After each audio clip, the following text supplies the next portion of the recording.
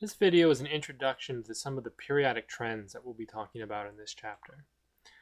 So remember the concept of periodic law? Because of the way the periodic table is arranged, we can observe a few trends within the table that can help us better predict chemical behavior.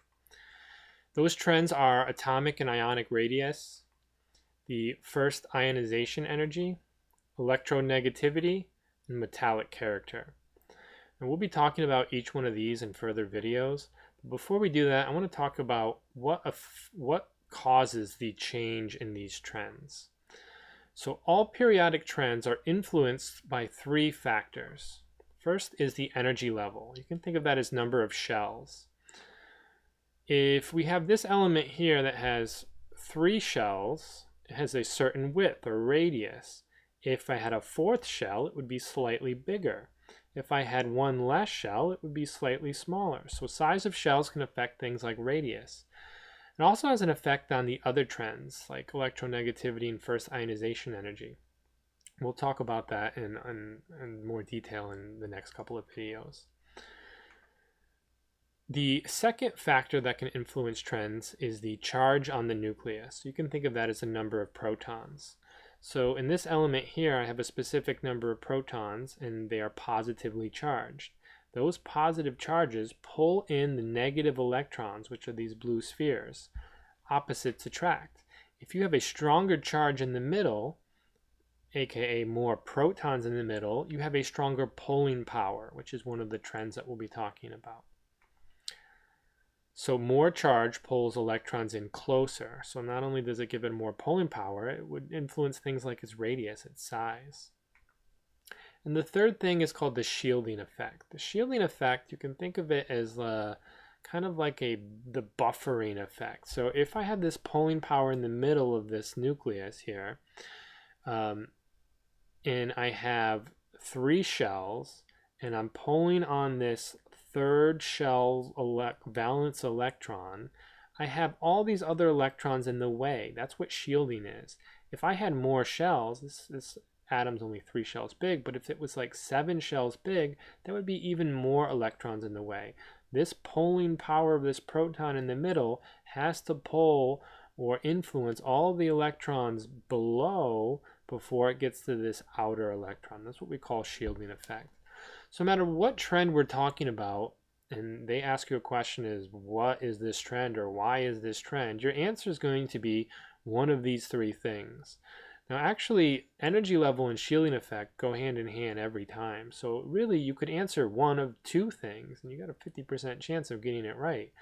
The trend is the way it is, either because of the number of shells, it has more shells or less shells, or because of the charge on the nucleus, it has more protons or less protons.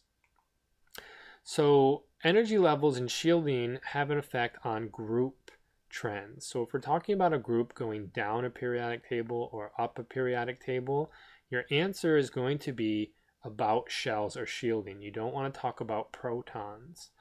Every trend is influenced within a group by the energy levels that it has, either more or less, or the amount of shielding on the nucleus, either more or less. Nuclear charge has an effect on period trends only, so either going right or left on the periodic table. So if the question is about a trend within period 4, you only want to talk about the difference in nuclear charge. Like krypton has a greater nuclear charge, being on the right, it has more protons than potassium. So that's going to influence all the trends that we're going to talk about that way, just based on nuclear charge. Okay. Also, Table S has a lot of these trends written on it. So if they just ask you, what is the trend?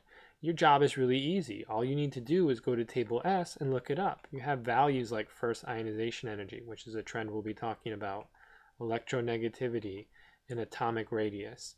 You could just look up the values on this table, compare them in the question, and get your answer. Now that only works for the what type of question. If they ask you why, you have to refer back to those 2 reasons I talked about, either energy levels if the trend is about a group trend, or numbers of protons, nuclear charge if the question is about a period trend. So the organization of the periodic table can allow us to observe particular trends that are very important in chemical properties that we'll be talking about later in this course. The same three things influence every single trend. Energy levels and shielding always have an effect on group trends, and nuclear charge, which means the number of protons, always have an effect on period trends. If you can get these two things straight in your head, this section of the chapter will be no problem for you. And also, don't forget, knowledge of what causes these trends is important, but a lot of these questions can be answered or at least double checked by using Table S. In the next couple of videos, we're going to look at each of these trends in a little more detail and talk about what they are and how things like energy shells and numbers of protons influence them.